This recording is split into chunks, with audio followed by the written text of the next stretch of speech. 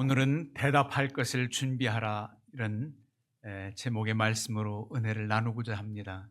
오늘 본문 15절에 나오지요. 너희 속에 있는 소망에 관한 이유를 묻는 자에게는 대답할 것을 항상 준비하되.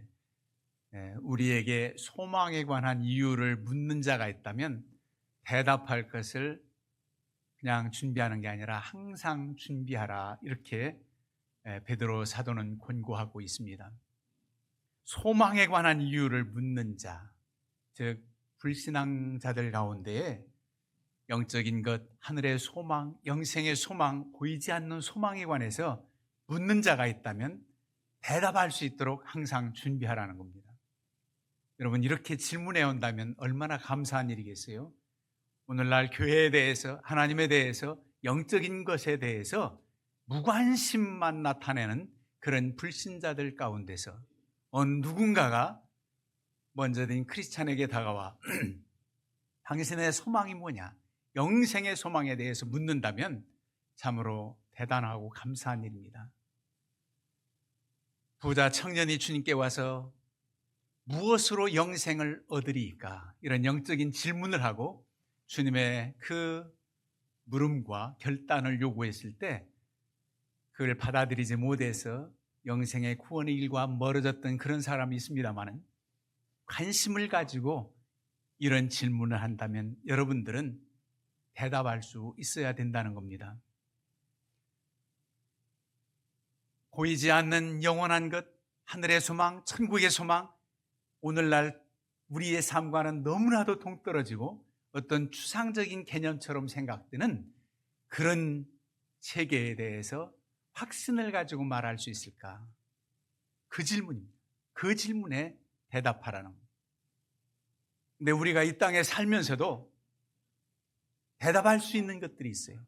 주님의 은혜, 주님의 살아계신 역사, 사신 증거가 나의 삶 속에 나타나고, 그런 믿는 자의 모습을 볼 때 저 사람은 자기 힘으로 그렇게 할 수는 없었을 거야, 이런 궁금증이 있다면 여러분들이 이 세상 살아가면서 하나님의 은혜와 살아계신 역사가 나타나서 그 일을 묻는 자가 있대도 감사한 일입니다. 그럴 때 여러분들이 겸손한 마음으로 살아계신 하나님을 높이는 간증이 되는 거지요. 모든 것이 우리의 자랑이 아니고 나의 나된 것은 하나님의 은혜로라고 하면서 하나님을 자랑하고 하나님의 역사에 대해서 증거할 수 있는 대답도 준비해야 되겠지요. 그런데 무엇보다도 하나님 나라, 영생에 대한 소망, 그 은혜를 확실히 깨닫고 확신 있게 대답할 수 있어야 된다는 말입니다. 그러면 오늘날 그렇게 관심을 갖고 우리에게 물어볼 사람들이 누구일까? 여러분, 가만히 있는 우리에게 묻지 않습니다. 궁금해하지 않습니다. 무엇인가 하나님의 사람들의 역사, 나타냄이 있어야 됩니다. 만약 모세가 40세의 미디안 광야에 피신해서 범인으로 살아갈 때 그가 호렙산 가시떨기 나무를 그저 불탔나 보다 그렇게만 보았다면 오르지 않았을 겁니다. 가까이 가지 않았을 거예요. 떨기나무가 다 타서 사그라지고 재가 되지 않고 계속 타오르는 그 장면을 보고 그곳에 내가 한번 가보리라, 그렇게 갔듯이 호렙산에 떨기나무가 불붙은 것처럼, 갈멜산의 엘리야의 제단에 불이 내려진 것처럼, 그런 불길, 그런 불꽃처럼 우리의 모습이 나타나질 때 관심을 가지고 돌아올 수 있고 물어볼 수 있을 겁니다. 그래서 우리에게 요구되는 게 있어요. 어떤 삶을 살아가는 사람들에게, 어떤 크리스찬들에게 이와 같이 궁금증을 가지고 당신의 모습을 보니 이 땅의 삶만이 전부가 아닌 것처럼 살아가는 당신의 그 영적인 것, 영생의 소망에 대해 궁금하다고 다가올 것입니다. 그런 내용을 우리는 앞서 8절부터 찾아볼 수 있습니다. 오늘 다 봉독하지 않았지만 이런 삶을 살아가는 이들에 대해서 관심을 갖게 된단 말이에요. 와서 묻게 됩니다. 베드로 사도는 권면합니다. 마지막으로 말하노니 너희가 다 마음을 같이하여 동정하며 형제를 사랑하며 불쌍히 여기며 겸손하며 악을 악으로 욕을 욕으로 갚지 말고 도리어 복을 빌라. 여러분, 이게 쉬운 말 같지? 읽기는 쉬워요. 이렇게 행하기는 참 어렵습니다. 마지막으로 말하노니 정말 부탁한다. 마지막으로 내가 부탁한다. 같은 마음을 가지고 형제를 불쌍히 여기고 정말 사랑해라. 말로만이 아니라 진정으로 사랑해라.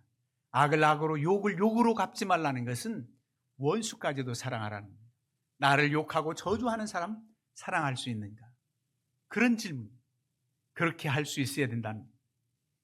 그렇게 하는데 어떤 자세로? 겸손함으로. 내가 이렇게 사랑을 베풀고 이렇게 동정하고 이렇게 원수까지도 사랑했는데 하면서 대단한 사람이야 스스로 교만하게 하지 않고 겸손한 자세로 그렇게 할 수 있어야 된다. 그런 삶을 살아가는 사람들에 대해서 궁금하고 어떻게 이게 가능할까? 그러지 않겠어요? 사랑의 원자탄 영화 만들어진 손양원 목사님, 사람의 생각으로 할 수 있겠어요? 아들을 죽인 원수를 아들 삼아서 하나님의 사람으로 변화시킨 그 손양원 목사님의 사랑을 영화 제목으로 만들 때 뭐라고 만들었습니까? 사랑의 원자탄 그랬어요. 얼마나 폭발력이 강해요. 그건 사람의 힘으로 되는 게 아니에요. 하나님께서 특별한 사랑의 은사를 주셔서 이미 아들 죽은 것에 대한 치유가 있었고 그의 원수를 아들 삼은 것은 하나님의 특별한 은혜입니다. 그런 사랑을 실천할 때 얼마나 궁금하겠어요. 사람으로서 이게 가능할까? 그래서 영생의 소망에 대해서 물어오는 자가 있을 겁니다. 그 다음에는 뭐라고 말씀하느냐면 10절 이하에 생명을 사랑하고 좋은 날 보기를 원하는 자는, 우린 다 그렇게 원하지요. 좋은 날 보기를 원해요. 생명을 사랑하고 좋은 날 보기를 원하는 자는 혀를 금하여 악한 말을 그치며 그 입술로 거짓을 말하지 말고 악에서 떠나 선을 행하고 화평을 구하며 그것을 따르라. 여러분, 말 조심하라는 겁니다. 혀를 금하여 악한 말을 하지 말고 선한 말을 하고 거짓말하지 말라는 거예요. 다 들통날 것 같은데도 일단은 자기의 어떤 입장을 모면하려고 거짓말을 합니다. 어떤 때는 자신의 거짓말을 선의의 거짓말이라 하며 합리화하기도 합니다. 우리가 다 그렇게 연약한 인생들이에요. 그런데 만약 진실함으로, 그리고 상대에 대해서 상처 주는 말, 실족시키는 말 하지 아니하고 조심한다면, 혀를 금하여 조심한다면 정말 궁금해할 것입니다. 어떻게 이런 삶을 살아갈 수 있을까? 악을 악으로 갚지 않고 이렇게 원수까지도 사랑하고 다른 사람을 정죄하지 않고 이 형편에서도 거짓말하지 않고 진실하게 살아가는 저 사람이 누구인가? 그에게 한번 묻자. 영생에 대한 소망에, 그 영원한 소망에 대해서 묻자. 그럴 것입니다. 그리고 또 이런 내용입니다. 또 너희가 열심으로 선을 행하다니 누가 너희를 헤아리요? 그러나 의를 위하여 고난을 받으면 복 있는 자니 그들이 두려워하는 것을 두려워하지 말며 근심하지 말라는 겁니다. 의를 향하여 고난을 받을 때 우리에게 복이 있다는 겁니다. 그래서 마태복음 5장에 팔복 내용이 있지요. 의로운 자가 고난을 받을 때 복이 있어요. 그런데 그 고난을 받으면서도 두려워하지 않고 담대해요. 환난과 핍박, 죽음 앞에서도, 순교의 현장에서도 담대할 수 있는 그런 사람, 무언가 저 사람. 어떤 의지, 신념으로, 우월감으로, 영웅심리로 그렇게도 할 수 있다고 봅니다. 그러나 믿음으로 천국에 대한 소망의 확신이 있기 때문에, 영원한 소망에 대한 확신이 있기 때문에 그럴 수 있다면 궁금해할 겁니다. 누가 그랬습니까? 예를 들면 신약성경에 스데반 집사 같은 경우. 스데반 집사 돌에 맞아 죽어가면서도 아버지여 저들의 죄를 저들에게 돌리지 말라들. 저들이 몰라서 그런다는. 그러면서 천사와 같이 얼굴이 빛나는 그 스데반 집사의 모습, 돌에 맞으면서도 하늘의 천상의 모습을 보며 주께서 서서 계신다는 거예요. 그럴 때 사도 바울이 어떤 사람이었습니까? 그 당시 예수 믿는 사람들을 핍박하고 적발해서 대제사장에게 넘겨주는 역할을 했던 아주 주님을 핍박했던 자지요. 아마 그 당시에 궁금했을 겁니다. 스데반 집사를 향해서 돌을 던질 때 다 사람들이 옷을 벗어 제끼고 바울 사도가 그 옷을 가지고 들었다는 겁니다. 여러분, 사도 바울은 내가 돌을 들고 치지는 않았어. 그냥 옷만 들어줘서 난 별로 가벼운 죄야. 그랬겠습니까? 어렸을 때 아무것도 몰랐을 때 설이 흘러간다고 그러잖아요. 과수원에. 그럼 난 교회 다닌다고 나더러 망보를 하는 거예요. 친구들은 다서 그게 왜 그랬는지 그때는 또 빨개 벗어야 또 안 들킨다고 울통까지. 나는 망보니까 좀 저 담 넘어서 가시덤 담 넘어서 안 들어가 안 훔쳤으니까 나는 좀 그래도 그럴 일입니까? 다 똑같은 죄인. 그런 거예요. 바울 사도가 그런 식입니다. 그렇게 핍박했던 자예요. 그런데 그때 무언가 있을 겁니다. 야, 어떻게 죽어가면서도 두려워하지 않고 저럴 수 있을까? 그러기에 다메섹 도상에서 사울아 사울아 내가 왜 나를 핍박하느냐 그 음성을 들었을 때 이게 누구 소리지? 그랬을 텐데 바로 스데반 사건을 인하여 전회심이 있었기 때문에 주여 뉘시오니까 주여를 부르는 거예요. 벌써 느낀 거예요. 주여 뉘시오니까 내가 나를 핍박하는 예수다. 그러지 않았습니까? 이게 놀라운 거예요. 이런 삶을 살아가는 이들에게 당신의 소망에 대해서 묻는 겁니다. 그 소망은 이 땅에서 바라는 우리가 성공하고 어떤 일이 성취되고 목표가 달성되고 우리의 꿈이 이루어지는 그런 소망 정도가 아니라 영원한 소망이라. 이런 이들에게 대답할 것을 준비하라는 겁니다. 그런데 놀랍게도 하나님의 사람들에게는 하나님께서 때에 맞는 말을 할 수 있도록 성령이 우리의 지혜를 주시고 우리가 할 말 생각나게 하시는 은혜가 있습니다. 할 말을 생각나게 하시는 은혜가 있단 말이에요. 하나님이 함께 하신다는 거예요. 우리 모세 얘기 잘 알잖아요. 모세가 여호와께 여짜오되 오 주여 나는 본래 말을 잘하지 못하는 자니이다. 나는 입이 뻣뻣하고 혀가 둔한 자니이다. 나는 입이 뻣뻣하고 혀가 둔한 자니이다. 그랬더니 하나님께서 모세에게 뭐라고 말해요? 여호와께서 그에게 이르시되 누가 사람의 입을 지었느냐? 누가 말 못하는 자냐? 못 듣는 자냐? 눈 밝은 자가 누구냐? 맹인이 누가 맹인 되게 했느냐? 나 여호와가 아니냐? 이제 가라. 내가 내 입과 함께 있어서 할 말을 가르치리라. 단순히 너와 함께 있겠다. 그러니 걱정 말고 가라. 이 정도가 아니라 내 입과 함께 있겠다는 거예요. 내 입술에 말 할 수 있도록 할 테니 바로왕 앞에 가서 말하라는 겁니다. 그렇게 구체적으로 함께 하시겠다고 말씀을 주셨어요. 그런가 하면 마가복음 13장 11절이면 사람들이 너희를 끌어다가 넘겨줄 때 주님께서 하시는 말씀입니다. 무슨 말을 할까 미리 염려하지 말라. 무엇이든지 그때 너희에게 주시는 그 말을 하라. 말하는 이는 너희가 아니라 성령이니라. 말하는 이가 우리가 아니라 성령이래요. 공회 앞에 끌려가가지고 신문할 때 무슨 말을 할까 염려하지 말라는 겁니다. 다 성령께서 가르쳐 주시고 입술의 말을 하게 한다는 겁니다.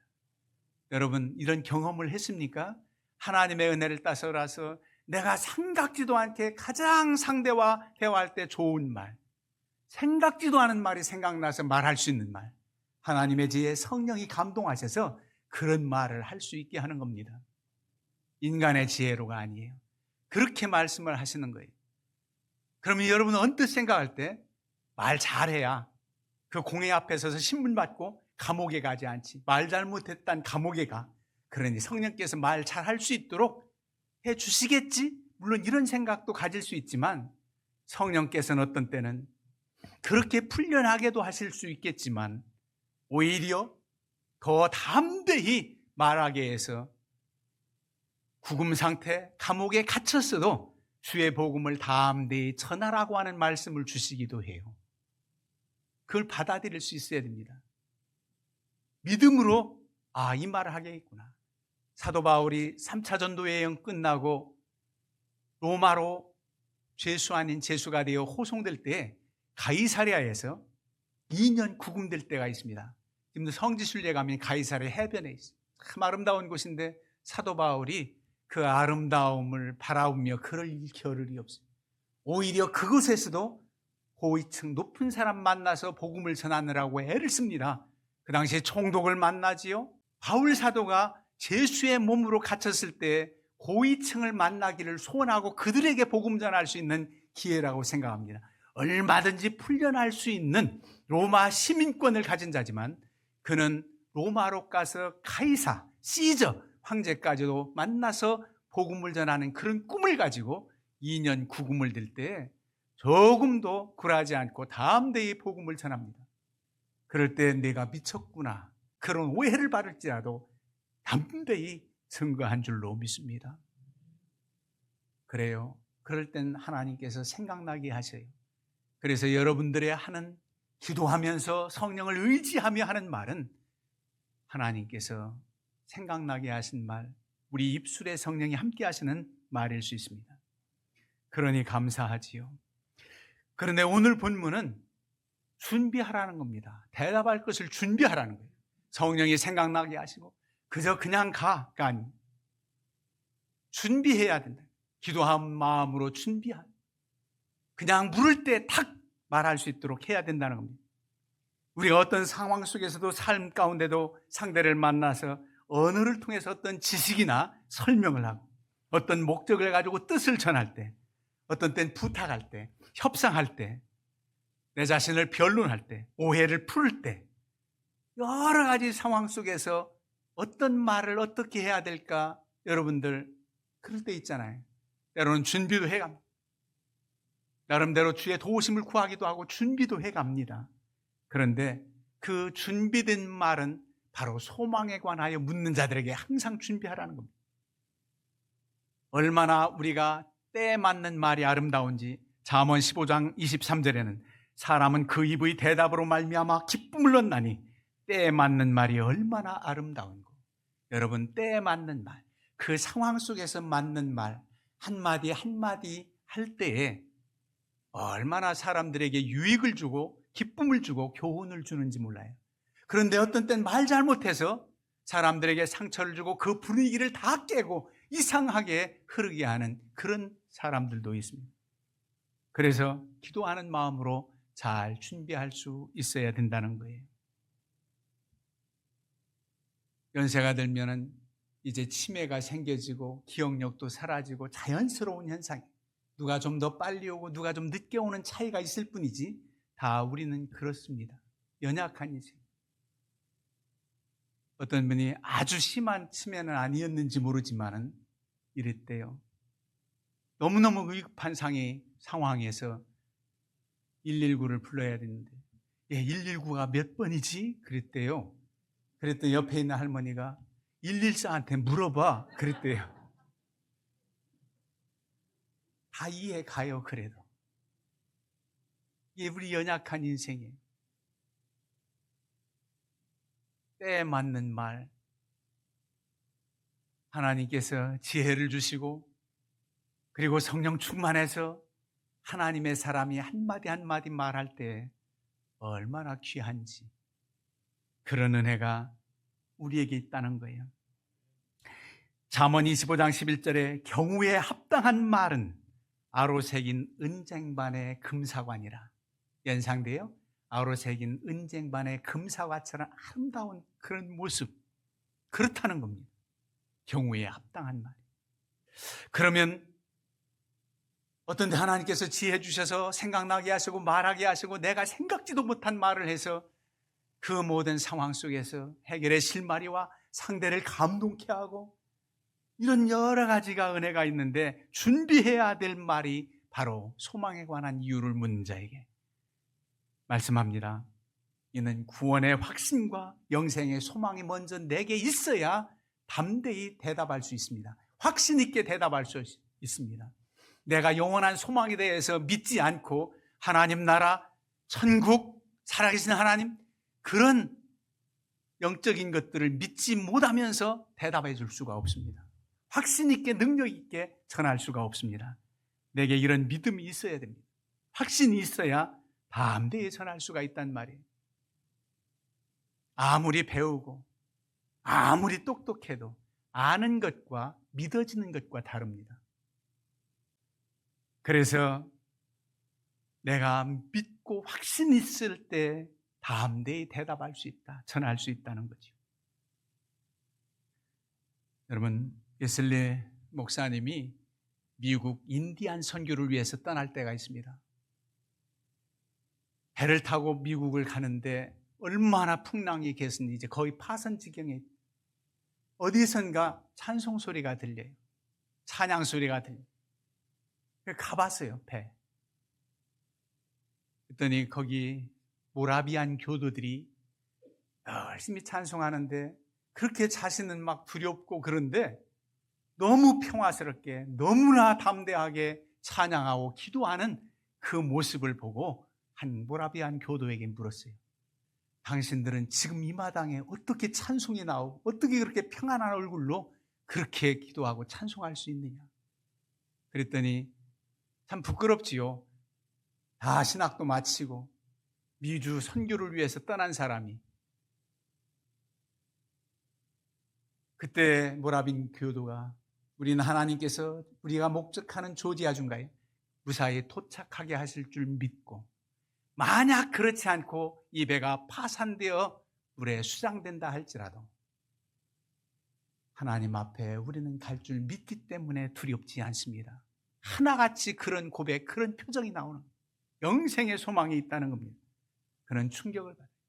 미국 선교 3년 동안은 그렇게 아름다운 열매를 보지 못하고 본국 영국에 돌아갔다가 우리가 잘 아는 대로 올드스케이 거리에서 성령 충만함을 받고 거듭나 감리교의 창시자가 됩니다. 그래서 감리교는 체험적인 신앙을 강조하는 체험적인 신앙. 여러분, 내가 확신이 없으면 증거할 수가 없어요. 그리고 지혜롭게 잘 증거할 수 있으려면 하나님의 말씀에 대한 지식이 있어야 됩니다. 우리가 가보지도 않은 천국, 하나님의 역사 어떻게 알 수 있습니까? 하나님 말씀을 따라서 알 수 있습니다.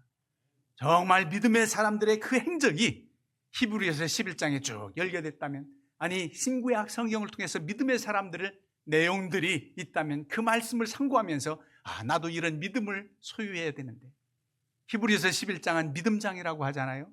고린도전서 13장을 사랑장이라고 말하잖아요. 사랑이 무엇인지 그 말씀을 상고하고 알고 믿으면 양식이 되고, 그런 말씀이 내게 충만할 때 전할 수 있습니다. 그럼 영생의 소망은 무엇이냐? 바로 고린도전서 15장 부활장이라고 그러지요. 영생의 소망에 대한, 데살로니가전서 4장에 있는 죽은 자의 부활, 그리고 요한계시록에 있는 생명수상가 아버지의 나라 영원한 기업, 이 모든 것, 다시는 애통하는 것이나 근심하는 것이나 곡하는 것이 없는 우리의 모든 눈물을 씻겨주시고 어린 양 생명가에서 생명수를 마시고 생명과를 먹게 하시는 하나님의 은혜에 대한 말씀이 기록돼서 그 말씀을 알고 믿을 때 하나님 말씀을 우린 믿는다. 이 말씀이 이렇게 있기에 내가 가보지 않았어도 믿는다. 이런 확신을 가질 때 대답할 수가 있습니다. 하나님 말씀을 여러분들이 많이 알아야 돼요. 그래서 그 말씀이 아는 것으로만이 아니라 믿어야 돼요. 제가 늘 강조하잖아요. 하나님 자체를 믿어야지. 피상적으로 하나님의 관하에 대해서만 아는 것으로 그치면 안 돼요. 겸손한 모습을 행하려고 노력하는 것도 물론 중요하지만 그냥 내가 겸손한 자가 돼야 돼요. 그런 것처럼 바로 영생의 소망, 부활 소망 있다 들어가니까 그 확신을 가지고 믿어질 때에 담대히 말할 수 있습니다. 그럴 때 성령께서 감동하셔서 내가 믿는 그 믿음의 확신이 저에게 전달되고 그는 분명 마음에 감동과 회심이 있어 바로 나오든지, 어떤 때는 지난번 말씀드렸잖아요. 밤에 하나님의 역사를 보고 새벽 기도부터 나갔다고, 그 다음 새벽 날부터 나갔다고. 하나님께서 분명 그런 역사가 믿는 자들을 통해서 나타납니다. 여러분들이 호렙산의 불꽃같이 갈멜산 엘리야 제단의 불처럼 나타내 보여져서 많은 사람들이 죽게 돌아오는, 그래서 묻고 저들도 영생에 보러 얻게 하는 그런 은혜가 충만하기를 주님의 이름으로 축원합니다.